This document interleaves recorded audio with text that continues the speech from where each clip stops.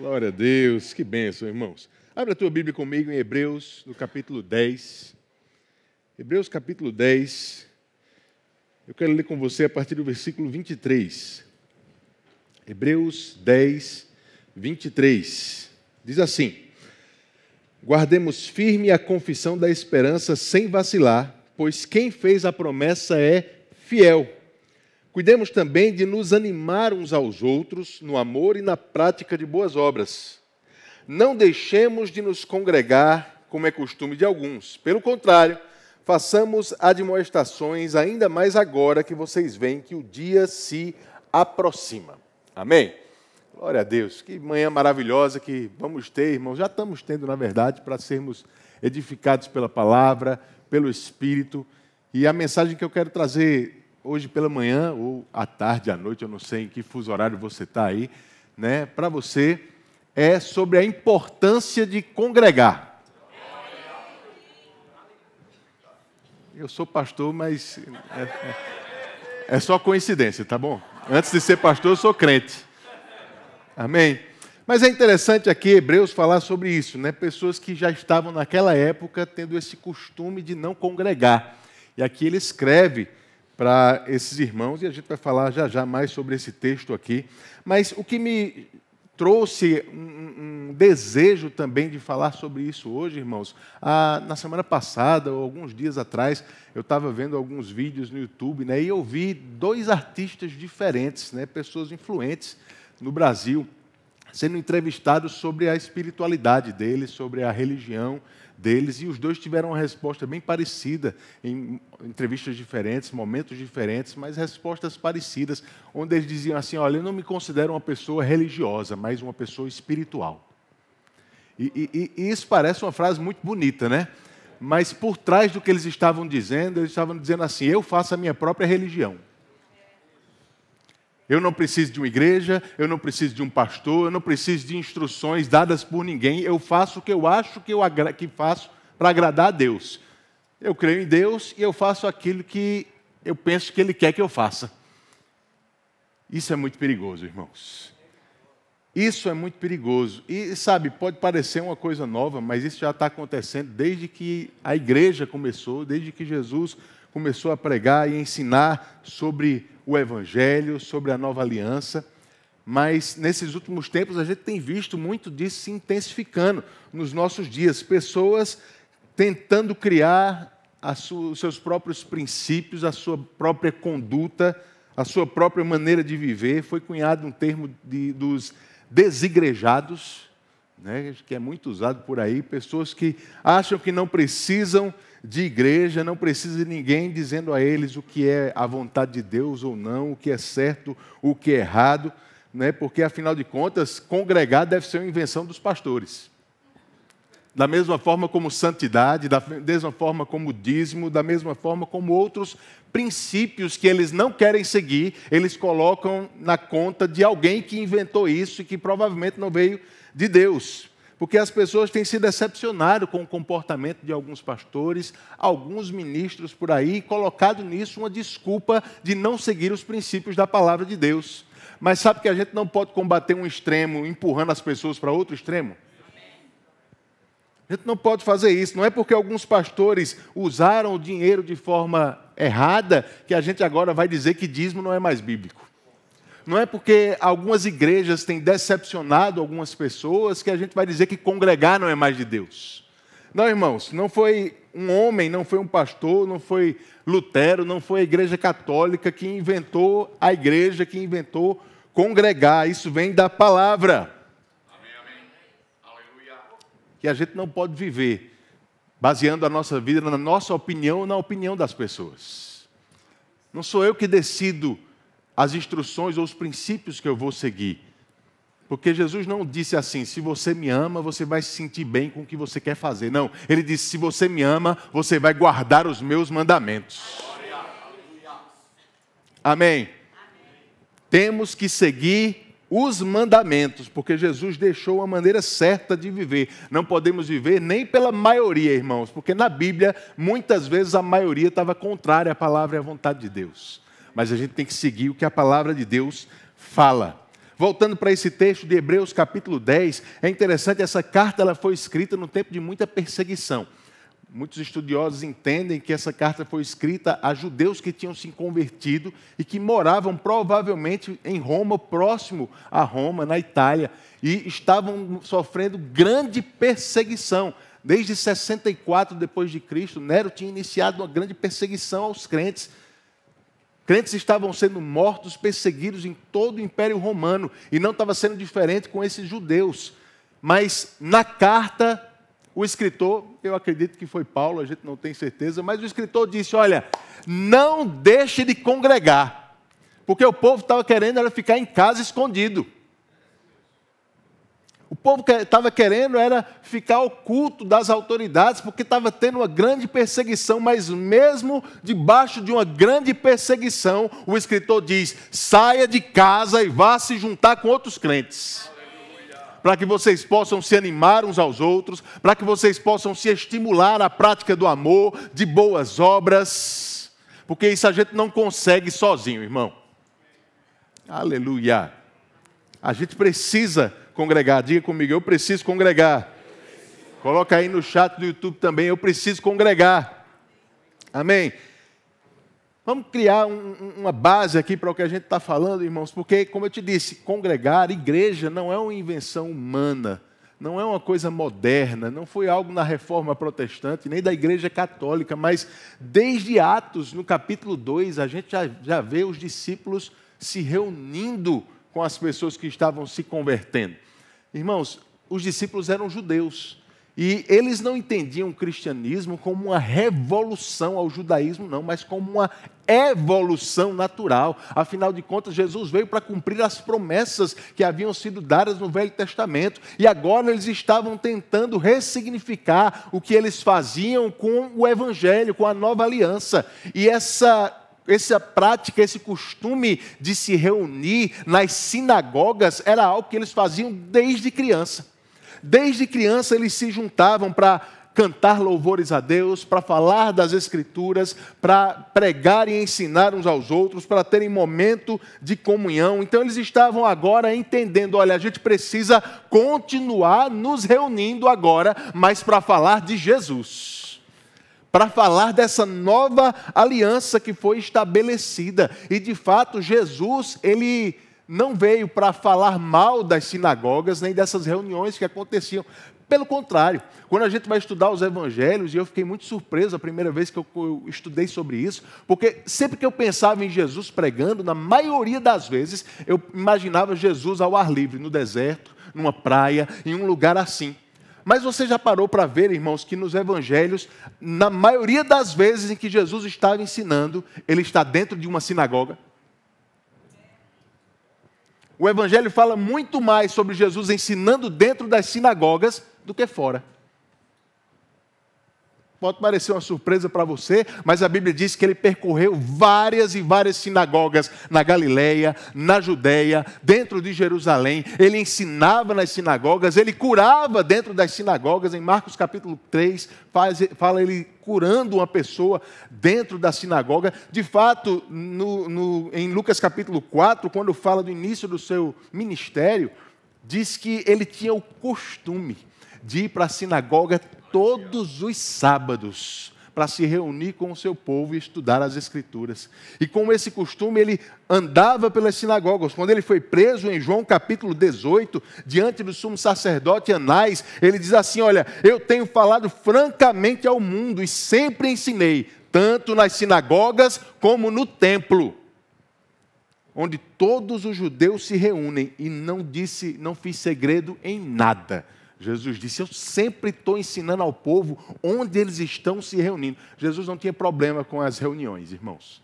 Jesus não tinha problema com as sinagogas, e por causa disso os discípulos não tiveram problema em começar também a igreja se reunindo para pregar a palavra, para ensinar a palavra, congregando as pessoas para isso. De fato, a própria palavra que Jesus usa em Mateus 16, Mateus 18, para batizar a igreja, a palavra eclesia, às vezes a gente fala eclésia, mas eclésia é o grego cearense, tá certo? O pessoal que fala grego mesmo diz que é eclesia. Eclesia, essa palavra, irmãos, que foi usada por Jesus, porque não foi inventada por Jesus, era uma palavra já conhecida do mundo helenístico, para pessoas que eram convocadas para sair das suas casas, para se reunir, para discutir sobre as práticas da sua comunidade. E aí Jesus diz, olha, eu vou criar a minha reunião também, eu vou fazer sair dentre o mundo as pessoas que vão vir para a igreja. Mas ele fala também da igreja, em Mateus 16, ele usa essa palavra para se referir ao corpo de Cristo, mas em Mateus 18 ele usa essa palavra para se referir a um grupo menor de pessoas que se ajuntavam em um lugar. E é engraçado porque essa palavra, eclesia, igreja, ela é usada junto com a palavra sinagoga, na Septuaginta, para se referir de forma intercambiável à Assembleia de Israel.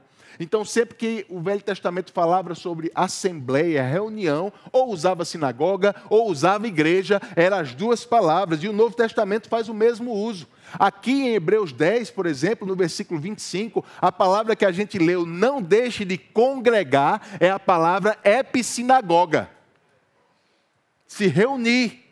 Lá em Tiago, no capítulo 2, Tiago é ainda mais claro, falando para crentes, ele diz, olha, quando alguém chega na sinagoga de vocês, na reunião de vocês, então veja que essa ideia de reunião era uma continuidade que começa desde o início da igreja, levando em conta as tradições do povo de Israel. Até a organização da igreja parecia com a organização da sinagoga. Na sinagoga havia um conselho de anciãos, que eram chamados de presbíteros, havia o chefe da sinagoga, havia os assistentes da sinagoga, que a gente chama hoje de diáconos. Mas essa organização foi herdada e começou desde o início. Por que é que eu estou te falando isso, irmãos? Para você entender que não foi semana passada que inventaram a igreja. Que igreja, reunião de crente, é bíblico. E crente precisa seguir a instrução da palavra de Deus. A gente não faz isso porque é ideia de pessoas. A gente não faz isso porque é uma convenção que a Igreja Católica, em algum concílio, inventou. Não, irmãos. É porque desde Atos 2, quando a igreja surgiu, a Bíblia diz que eles já se juntavam todos os dias no templo. Eles tinham todos os dias comunhão de casa em casa, perseveraram unânimes no templo, em casa. Lá em Atos 5,42 diz que todos os dias, no templo e de casa em casa, eles estavam o tempo todo se juntando, porque crente precisa se juntar. Crente precisa se juntar, irmãos. Jesus disse, quando estiverem 2 ou 3 reunidos, eu vou estar no meio deles. E ele falou isso justamente no contexto da igreja. Igreja é pelo menos 2 ou 3. Deixa eu te dizer uma coisa, irmão. Não existe igreja de uma pessoa só. Ninguém sozinho é igreja. Aleluia. A igreja é sempre descrita na Bíblia como um coletivo. Seja o corpo de Cristo com vários membros, seja a família de Deus com vários participantes, seja a lavoura de Deus, seja o edifício de Deus, é sempre um coletivo de muita coisa pequena se juntando numa coisa maior. Amém.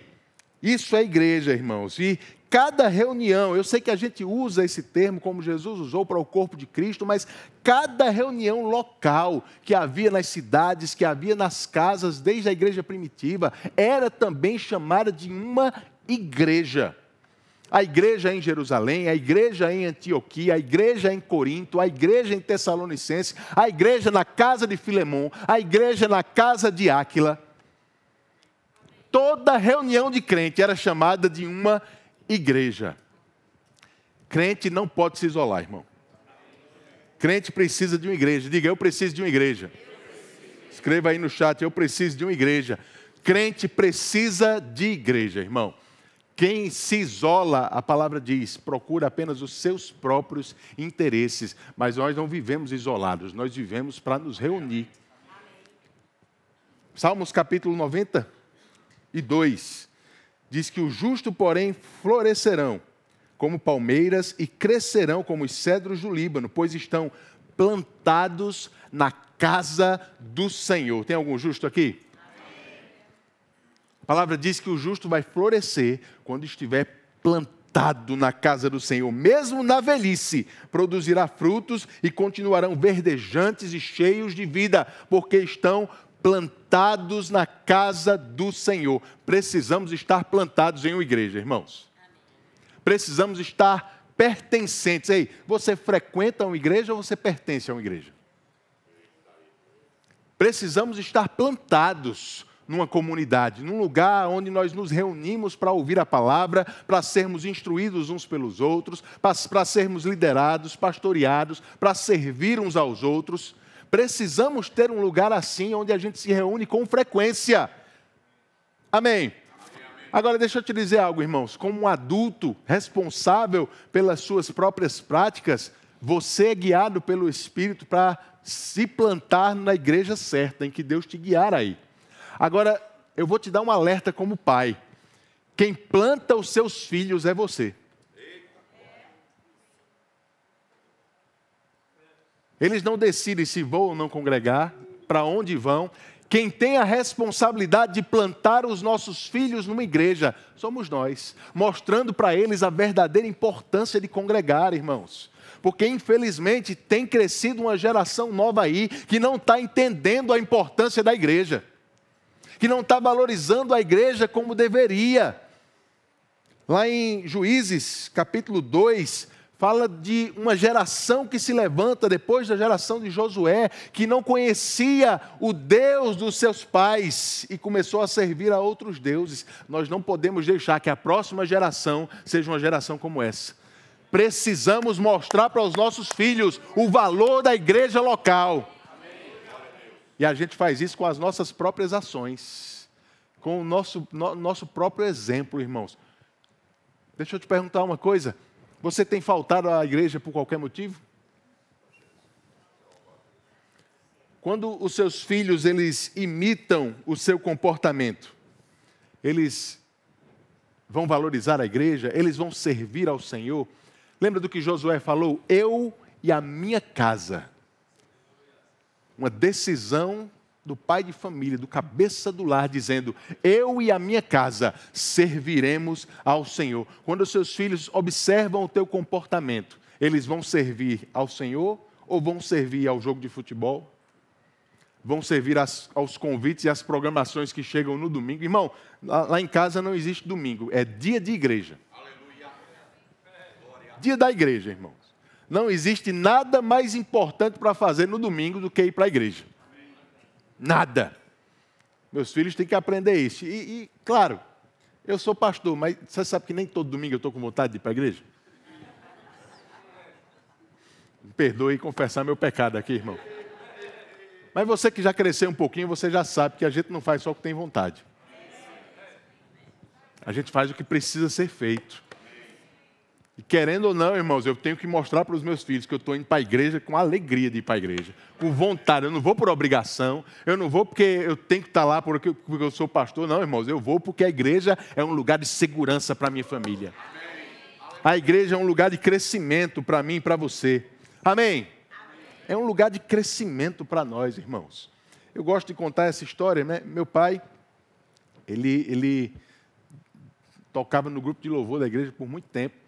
E quando eu era criança, pequenininho, lá na Igreja da Prata, ele ia para o culto para tocar, tinha que chegar antes. Só que meu pai gosta muito de futebol. Muito. Viciado mesmo. E eu cansei de ver ele tomar banho e sair do banho direto para frente da televisão. Ele se enxugava e trocava de roupa para ir para a igreja assistindo o jogo. Porque a hora do culto no domingo de noite, geralmente, é a hora do Brasileirão, né? E aí ele ficava lá, se arrumando, olhando o relógio para não atrasar, para ir no último minuto que ele podia, para assistir até o último minuto e ia para a igreja, porque tinha que chegar mais cedo. E você pode estar pensando, isso é um homem carnal, né? Porque ficava assistindo futebol, em vez de se arrumar bem tranquilo, eu ficava orando em línguas para ir para a igreja. Não, irmãos, não foi isso que eu aprendi, não. Quando eu vi essas coisas, sabe o que eu aprendi? Meu pai gosta muito, muito de futebol, mas na hora da igreja, ele deixa de fazer o que ele mais gosta para fazer o que é mais importante. Não existe negociação contra a igreja, irmãos.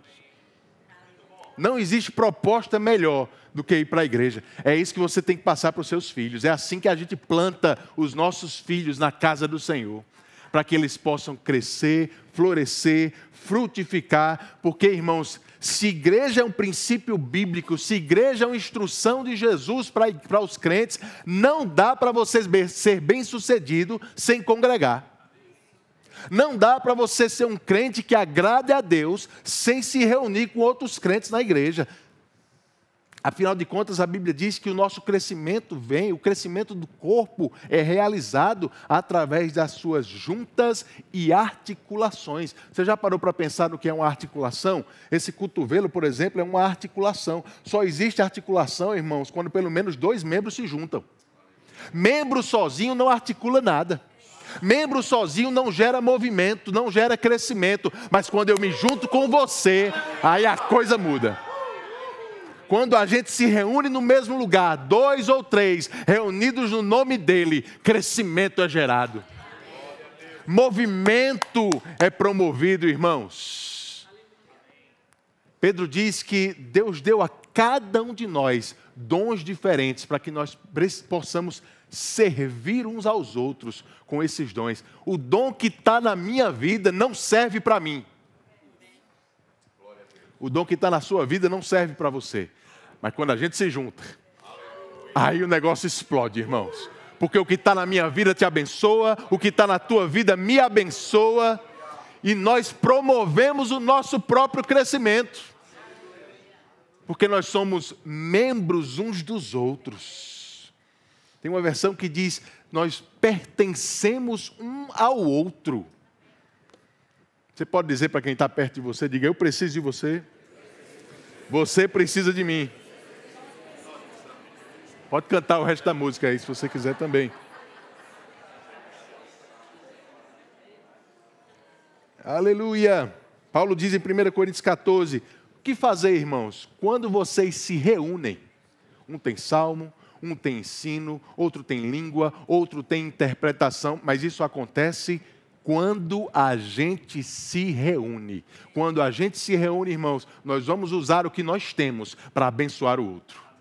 Quando a gente se reúne, esse é o lugar de crescimento, esse é o lugar de edificação para a nossa vida. Não dá para crescer na maturidade que Deus espera de você sozinho em casa. Na sua própria religião, não, irmãos. Nós não procuramos o nosso próprio interesse, nós fazemos a vontade daquele que nos Essa palavra aí, está muito cedo para eu falar esse tipo de palavra ainda. Amém, queridos? Fazemos a vontade daquele que por nós morreu e ressuscitou. Porque se você ama Jesus, você vai guardar os mandamentos dele. Mateus capítulo 9, no versículo 36, um texto bem conhecido, a Bíblia diz, quando Jesus viu as multidões, teve compaixão deles, pois estavam confusas e desamparadas, como uma ovelha que não tem pastor.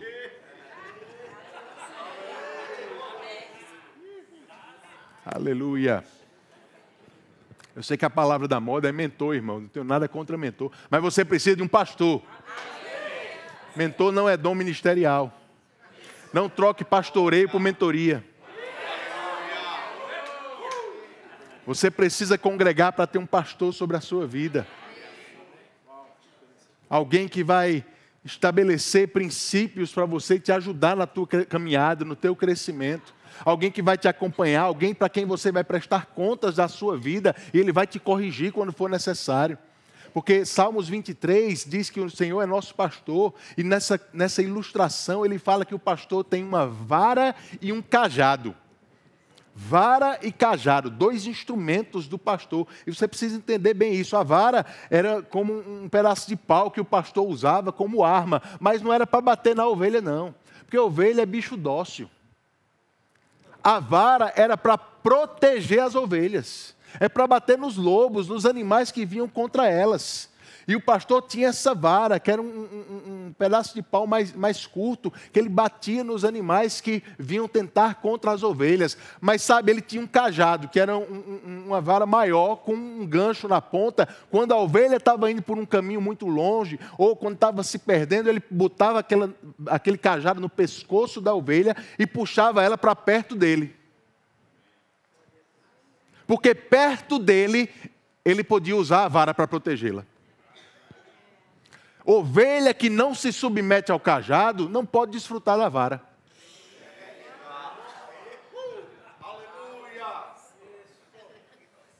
Se a gente não está perto, irmãos, porque a ovelha foi criada para estar em rebanho, juntos. Ovelha isolada é presa fácil. Nós fomos criados para estar juntos uns dos outros, irmãos. Debaixo de um pastoreio que possa nos proteger e nos ajudar. Amém. Plantando as nossas famílias na casa do Senhor para que os nossos filhos cresçam, frutifiquem, floresçam e possam entender o valor da igreja, porque a igreja é um lugar de segurança para a nossa casa. A igreja, a sua igreja, irmãos, é o lugar mais importante depois da sua casa. Mais importante, sua família precisa entender isso. Seus filhos precisam entender isso. Não, irmãos, igreja não é um lugar de perfeição. Algumas vezes você pode se decepcionar dentro da igreja. Algumas vezes você pode ver alguns erros sendo cometidos. Mas isso também não é novidade, porque em Atos 6, a gente já vê o pessoal, os discípulos, que foram treinados por Jesus, errando. Os helenistas sendo esquecidos na distribuição diária. Talvez alguns helenistas daqueles se desviaram. Deixaram a igreja, porque não estavam sendo bem assistidos pelos apóstolos. Olha só, irmãos. Igreja não é lugar de perfeição. Igreja é lugar para quem quer se aperfeiçoar. Aleluia. Amém. A igreja possibilita o cumprimento da grande comissão também, irmãos. Lá em Atos 13, eles estavam reunidos. E aí o Espírito trouxe uma direção. Separe Barnabé e Saulo para a obra que eu tenho preparado. E eles impuseram as mãos, destinaram eles para a obra. Sabe, é a partir da igreja que a gente vai enviar missionários, evangelistas, para sair da igreja, para cumprir o seu papel fora, mas para voltar também para abastecer. Porque a gente precisa, como um porta-aviões, voltar para a igreja para abastecer, para descansar, para refrigerar, irmãos. Mas a gente também não foi criado para viver apenas dentro da igreja. Esse é um lugar onde a gente aprende para praticar fora. Mas crente que não frequenta a igreja vai viver desabastecido fora. Vai viver fraco, vai viver cansado, mas você que está frequentando a igreja, irmãos, você entende, você é admoestado, animado. Não foi isso que a gente leu lá em Hebreus capítulo 10? Não deixe de congregar, pelo contrário, anime um ao outro. Quanto mais você vê que o dia se aproxima. Jesus está voltando, irmãos. Jesus está voltando. E Ele não vem para buscar pessoas isoladas, Ele vem para buscar uma igreja. Pessoas unidas, reunidas, congregadas no corpo de Cristo, sim, mas ligadas uns aos outros. Pessoas que colocam os interesses dos outros em primeiro lugar, antes do seu. Pessoas que servem uns aos outros com humildade, não se colocando antes do outro, mas entendendo, olha, eu estou indo para a igreja primeiro para dar, antes de receber. Porque você não é um consumidor crente, você vai para a igreja para abençoar as pessoas. Com aquilo que Deus colocou na sua vida. Então, não seja apenas um frequentador, irmãos. Procure igreja para pertencer, para ser parte, para ser membro, para servir, para plantar os teus filhos, para ver eles crescendo, olhando o papai e a mamãe deles, servindo uns aos outros. Honrando a liderança, sendo abençoado pela palavra que sai do púlpito, mas também sendo uma bênção para aqueles que estão lá embaixo também. Igreja é isso, é um lugar de crescimento, é um lugar de correção, é um lugar de disciplina, é um lugar de aprendizado, é um lugar de segurança para a minha e para a sua vida. Então diga de novo, eu preciso de uma igreja. Ninguém sozinho é igreja, irmãos. Ninguém sozinho é igreja. Amém.